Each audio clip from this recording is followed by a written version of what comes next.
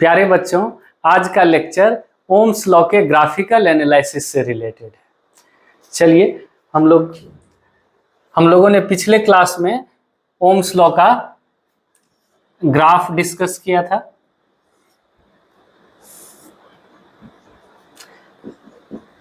जिसमें V versus I graph देखेंगे हम लोग, जिसमें हॉरिजॉन्टल एक्सिस के अलोंग हम लोग करंट को रिप्रेजेंट करते थे और वर्टिकल एक्सिस के अलोंग पोटेंशियल डिफरेंस। इस ग्राफ में अगर हम लोग लाइन ए बी का स्लोप देखें, slope of line A B resistance को रिप्रेजेंट करता है।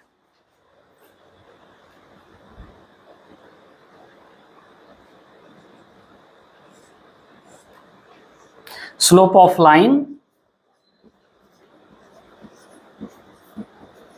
ए B under V I graph equal to क्या होगा? Resistance of a conductor. यानी V वर्सेज I ग्राफ से अगर हम लोग लाइन ए बी का स्लोप फाइंड आउट करेंगे तो हम लोगों को इस ग्राफ से क्या मिलेगा?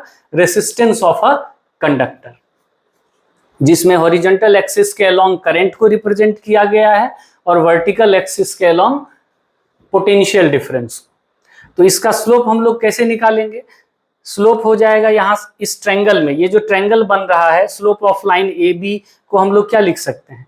यहाँ ये वैल्यू डेल्टा V को रिप्रेजेंट कर रहा है, means change in potential difference, और ये वाला जो वैल्यू है ये डेल्टा I को रिप्रेजेंट कर रहा है।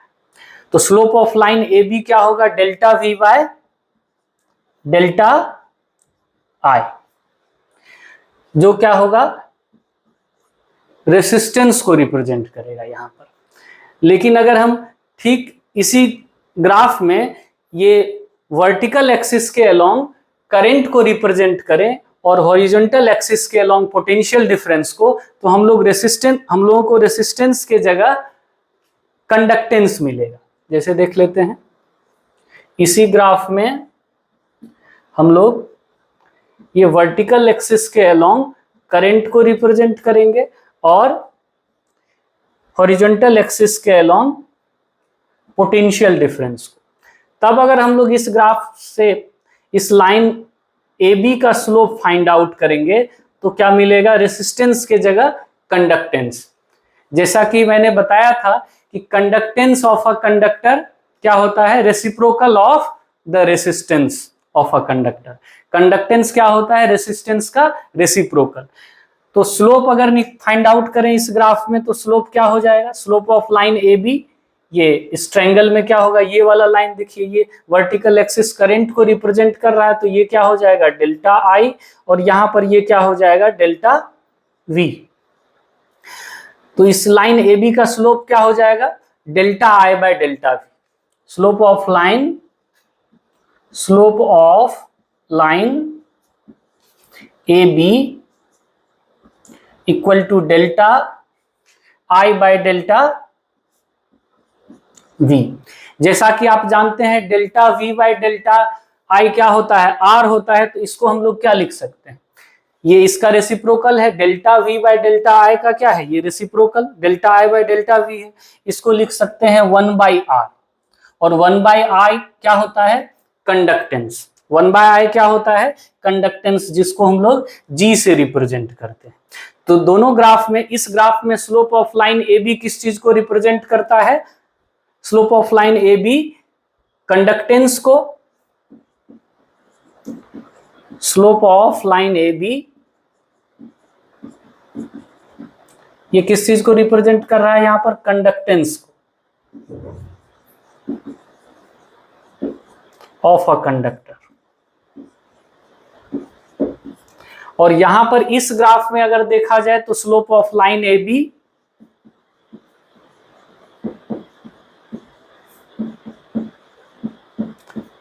रेसिस्टेंस को रिप्रेजेंट कर रहा है of a conductor.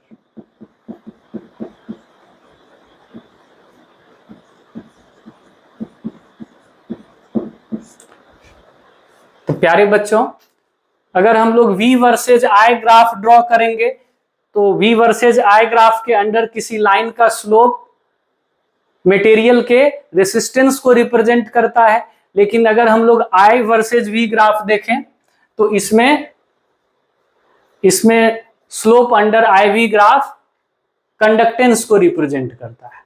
Slope of a line under IV graph conductance को रिप्रेजेंट करता है, because resistance of a conductor क्या होता है, reciprocal of the conductance of a material. किसी मटेरियल का रेसिस्टेंस अगर आपको गिवन है तो कंडक्टेंस क्या हो जाएगा उसका, रेसिप्रोकल। तो ये चीज याद रखना है, मोस्ट इंपॉर्टेंट है, ऑलवेज रिमेंबर कर सकते हैं।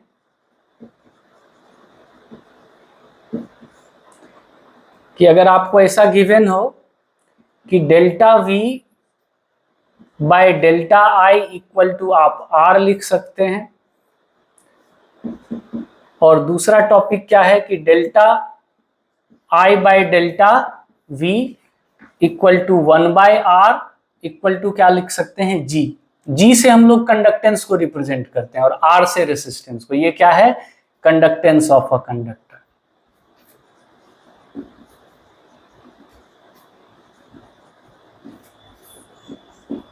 ठीक है, चलिए आप लोग स्क्रीनशॉट ले लीजिए, फिर आगे हम डिस्कस करते हैं।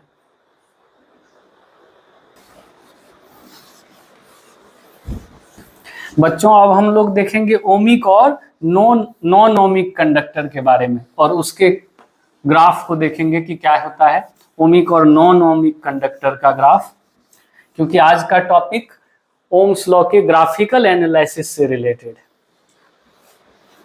अब आगे का टॉपिक ओमिक और नॉन ओमिक कंडक्टर है। क्या डिस्कस करेंगे, ohmic conductor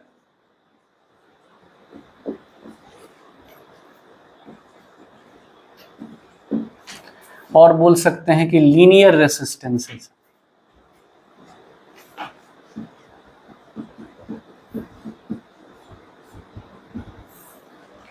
and non ohmic conductor,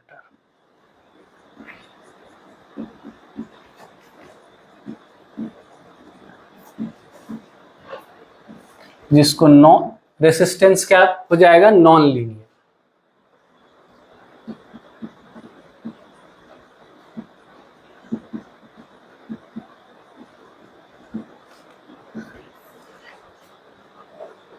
सबसे पहले हम लोग देखेंगे कि ओमिक कंडक्टर क्या होता है। ओमिक कंडक्टर के बारे में मतलब एक ऐसा कंडक्टर जो ओम्स लॉ को फॉलो करता है। बोल सकते हैं कि अ कंडक्टर विच ओबे ओम्स लॉ। क्या होता है ओमिक कंडक्टर,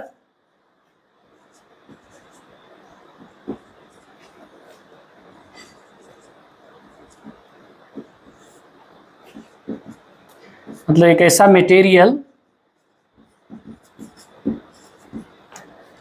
विच ओबे ओम्स लॉ।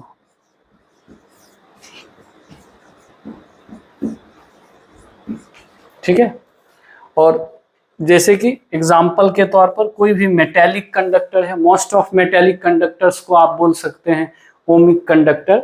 जैसे एग्जाम्पल के तौर पर हो गया कॉपर यानी Cu, आयरन, एल्यूमिनियम एक्सेट्रा, ये सारे क्या हैं, ओमिक कंडक्टर्स के अंदर आ जाएगा, क्योंकि एट अ कांस्टेंट टेम्परेचर ऐसे कंडक्टर का रेसिस्टेंस क्या रहता है, कांस्टेंट। ये ओम्स लॉ को फॉलो करता है।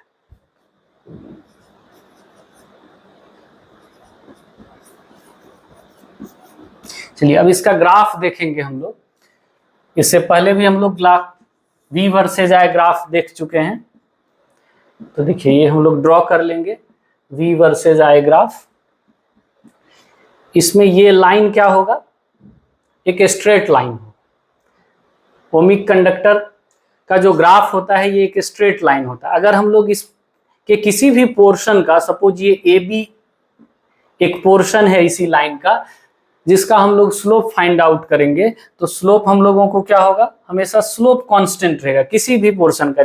इतना पोर्शन ले ले या आगे का पोर्शन ले ले या होल पोर्शन यहाँ से लेके यहाँ तक ले ले, स्लोप हमेशा कांस्टेंट रहेगा, सेम ही मिलेगा। तो अगर इस ओमिक कंडक्टर का हम लोग रेसिस्टेंस फाइंड आउट करें तो हम लोगों को हमेशा क्या मिलेगा, एट अ कांस्टेंट टेम्परेचर पर सेम रहेगा, यानी ये ओम्स लॉ को फॉलो करता है। तो पिछले ग्राफ में जैसा कि बता चुके हैं कि लाइन ए बी का स्लोप क्या हो जाएगा, ये जो पार्ट है ये यहां से यहां तक देखिए, ये जो वैल्यू है और यहां से v का अलग अलग वैल्यू होगा, ये मैक्सिमम होगा, यहाँ पर मिनिमम होगा। तो यहाँ पर ये क्या हो जाएगा, डेल्टा v को रिप्रेजेंट करेगा और यहाँ ये डेल्टा i को। ठीक है, तो slope of line A B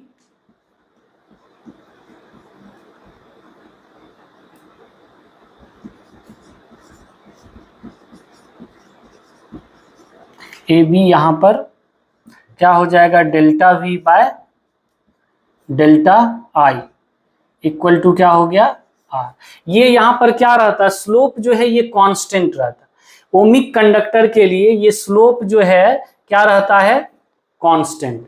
यानी slope of line under v versus i graph जो होगा ओमिक कंडक्टर के लिए ये कांस्टेंट रहेगा।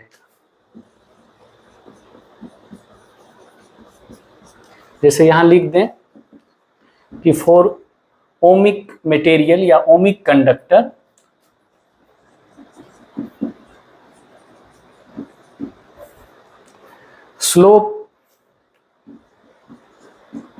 slope of a line under VI graph is constant at a constant temperature।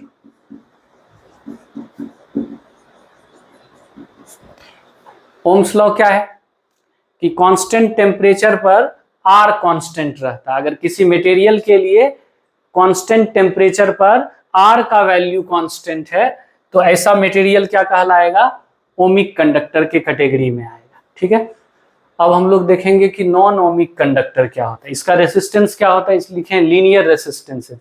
ये जो ग्राफ रेसिस्टेंस लीनियर होने का मतलब क्या, जैसे इसका ग्राफ क्या है कि स्ट्रेट लाइन है, यानी रेसिस्टेंस बदलता नहीं, रेसिस्टेंस क्या रहेगा, constant eight a constant temperature.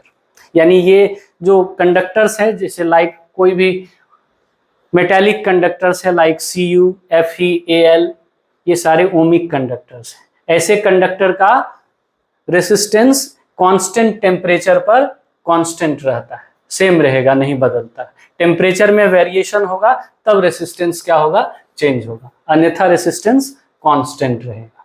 मतलब एक ऐसा कंडक्टर जो ओम्स लॉ को फॉलो करता है। जैसा कि ओम्स लॉ के बारे में मैंने बताया है पिछले क्लास में कि ओम्स लॉ क्या होता है, at a constant temperature voltage across a conductor is directly proportional to the current flowing through it. अब देखेंगे हम लोग नॉन ओमिक कंडक्टर के बारे में और उसका ग्राफिकल एनालिसिस करेंगे। ठीक है, चलिए स्क्रीनशॉट ले लीजिए।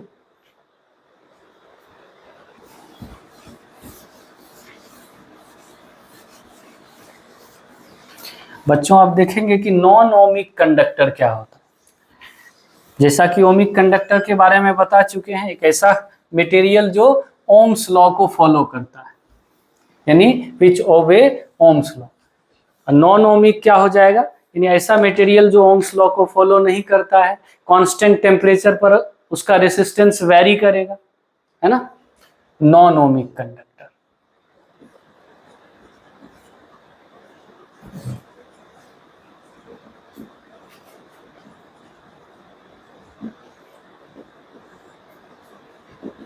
A conductor which do not follow या obey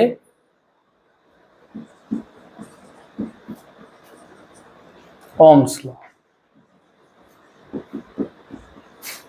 तो ओम्स लॉ का स्टेटमेंट क्या है कि कांस्टेंट टेम्परेचर पर रेसिस्टेंस अगर किसी मटेरियल के लिए कांस्टेंट रहेगा तो ओमिक कंडक्टर के कैटेगरी में आएगा। लेकिन ऐसा कोई मटेरियल जिसका रेसिस्टेंस वेरी करता हो एट अ कांस्टेंट टेम्परेचर, वो क्या हो जाएगा, नॉन ओमिक कंडक्टर। ऐसा कौन कौन सा मटेरियल है, इसका अगर हम लोग ग्राफ देखें तो ग्राफ क्या हो जाएगा, इसमें V वर्सेज I ग्राफ अगर देखें तो ग्राफ क्या होगा, एक कर्व लाइन होगा। ग्राफ क्या होगा, एक कर्व लाइन होगा, ठीक है ना। अगर हम लोग यहां पर क्या करें, 2 पॉइंट लें, ठीक है, एक यहां और एक यहां, तो इसका स्लोप फाइंड आउट करेंगे, ज्वाइन करेंगे इसको, और इसका स्लोप क्या हो जाएगा, ये लाइन ए बी है, किसी भी पोर्शन का, पोर्शन यहां से यहां तक का ले सकते हैं, यहां से यहां तक हो सकता है, कोई भी पोर्शन ले लें, और अगर हम लोग देखें तो उस पोर्शन के लिए क्या हो जाएगा, यानी प्रत्येक पॉइंट पर आपको अलग अलग रेसिस्टेंस मिलेगा। जैसे इसको यहां ऐसे मत, जैसे अलग अलग पॉइंट पर क्या होगा, अलग अलग होगा। जैसे यहाँ पर रेसिस्टेंस देखें कुछ और मिलेगा, यहाँ पर कुछ और मिलेगा, यहाँ पर कुछ और मिलेगा। जैसे मान लेते हैं इस पॉइंट पर रेसिस्टेंस को देखें तो ये क्या हो जाएगा, ये पॉइंट P है, इस पॉइंट पर रेसिस्टेंस कुछ और होगा। तो हम लोग क्या करेंगे, इसके लेफ्ट और राइट साइड, जस्ट लेफ्ट और जस्ट राइट साइड एक पॉइंट लेंगे, सपोज ये A है और ये B है, और इस लाइन AB का स्लोप निकालेंगे। क्या करेंगे, इस लाइन AB का स्लोप निकालेंगे। तो स्लोप निकालेंगे तो ये हो जाएगा डेल्टा V, और ये हो जाएगा डेल्टा है। तो क्या हो जाएगा, अगर इसका स्लोप देखा जाए, slope of line A B, ये लाइन ए बी क्या है, इस पॉइंट P का टेंजेंट है, यानी जिस पॉइंट पर आपको रेसिस्टेंस फाइंड आउट करना हो वहां हम लोग क्या करेंगे, उस पॉइंट से होते हुए एक टेंजेंट ड्रॉ करेंगे और उस टेंजेंट का स्लोप फाइंड आउट करेंगे। तो अलग अलग पॉइंट पर टेंजेंट अलग अलग होगा, यानी स्लोप अलग अलग होगा। अगर यहाँ पर ड्रॉ करेंगे तो स्लोप अलग होगा, यहाँ ड्रॉ करेंगे तो स्लोप अलग होगा। तो slope of line A B क्या हो जाएगा, delta V by delta I equal to R. R यहां पर वेरी कर रहा, प्रत्येक पॉइंट पर अलग अलग होगा, ठीक है ना, क्योंकि ग्राफ क्या है, एक कर्व लाइन है। ग्राफ क्या है, तो अगर इससे आपको रेसिस्टेंस को फाइंड आउट करना हो for non ohmic conductor,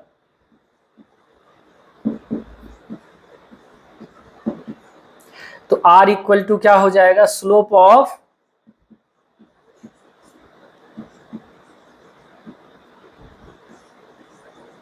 tangent A B under V I graph. तो ये क्या हो जाएगा, डेल्टा V बाय डेल्टा है। ये क्या हो रहा है, इसमें ये वेरी करता है, ये क्या करता है, इस मतलब ये वेरिएबल होता है नॉन ओमिक कंडक्टर के लिए।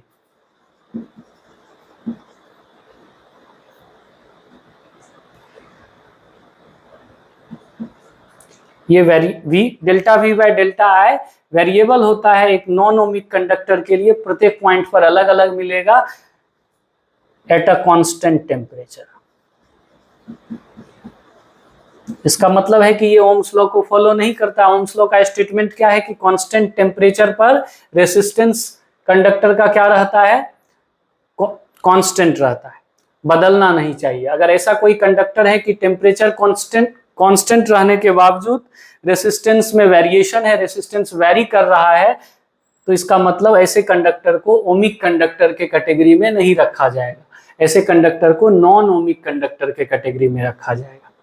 तो कहोगे सर ऐसा कौन सा कंडक्टर है जो नॉन ओमिक कंडक्टर के कैटेगरी में आएगा, ठीक है, जैसे डायोड ऑफ बल्ब, एग्जाम्पल के लिए बोल सकते हैं कि डायोड ऑफ बल्ब। अगर एग्जाम्पल देखा जाए तो बोल सकते हैं डायोड ऑफ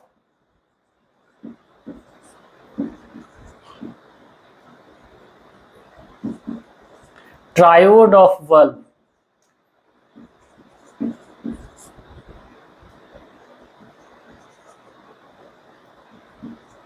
ये सेमीकंडक्टर डिवाइस जैसे एलईडी बल्ब होता है, लाइट इमिटिंग डायोड, ठीक है, या कोई भी आजकल इलेक्ट्रिकल अप्लायंस है, मोस्ट ऑफ इलेक्ट्रिकल अप्लायंस में डायोड का यूज होता है। तो ये याद रखिएगा कि डायोड ऑफ बल्ब होगा और ट्रायोड ऑफ बल्ब, ये सब नॉन ओमिक कंडक्टर के कैटेगरी में आता है। बच्चों अब अगला टॉपिक हम लोग देखेंगे सुपर कंडक्टर, कि सुपर कंडक्टर क्या होता है, ठीक है।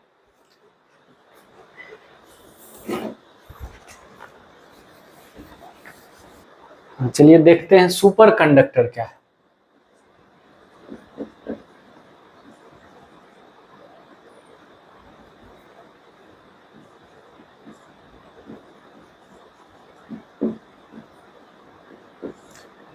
सुपर कंडक्टर एक ऐसा मटेरियल है जिसका रेसिस्टेंस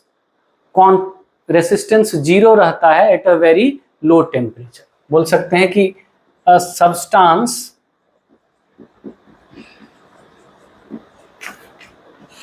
ऑफ जीरो रेसिस्टेंस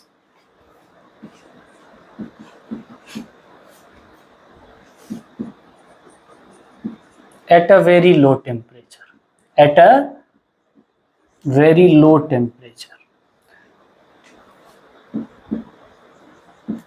यानी एक ऐसा सब्सटेंस जिसका रेसिस्टेंस जीरो रहता है at a very low temperature, उसको हम लोग सुपर कंडक्टर बोलते हैं। तो कहोगे सर ऐसा कौन सा मटेरियल है जो जीरो रेसिस्टेंस प्रोवाइड करता है at a very low temperature? बोल सकते हैं मर्क्यूरी को। मर्क्यूरी का टेम्परेचर अगर हम लोग 4.2 केल्विन से बिलो रखेंगे तो रेसिस्टेंस अप्रोक्सीमेटली जीरो माना जाएगा, ठीक है। और नायोबियम को बोल सकते हैं 7.2 केल्विन से नीचे रखेंगे टेम्परेचर तो ये सुपर कंडक्टर के कैटेगरी में आएगा। एग्जाम्पल के तौर पर आप लिख सकते हैं कि Hg हो जाएगा बिलो 4.2 केल्विन। दूसरा एग्जाम्पल हो गया नायोबियम,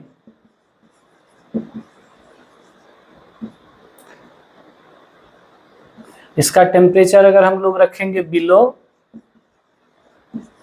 7.2 केल्विन तो ये सुपर कंडक्टर के कैटेगरी में आया। और भी ढेर सारा एग्जाम्पल है, तो ये बोल सकते हैं कि आर सुपर कंडक्टर।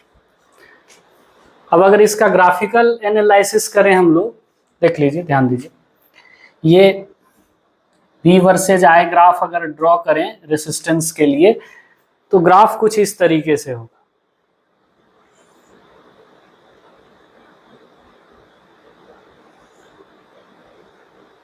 एक पर्टिकुलर टेम्परेचर है, यहां पर क्या हो जाएगा, इसका रेसिस्टेंस जीरो हो जाता है, यहां पर क्या हो जाता है, इसका रेसिस्टेंस जीरो। ऐसे इसका ग्राफ ड्रॉ हो।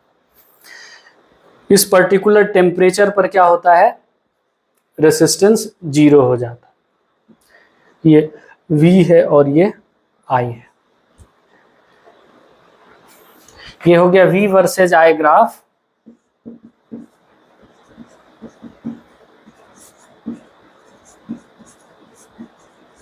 For super conductor, for a super conductor, ठीक है। तो बच्चों आज के लिए इतना ही, मिलते हैं अगले क्लास में एक नए लेक्चर के साथ। रेसिस्टिविटी टॉपिक को डिस्कस करेंगे अगले लेक्चर में, ठीक है। वीडियो में अंत तक बने रहने के लिए धन्यवाद।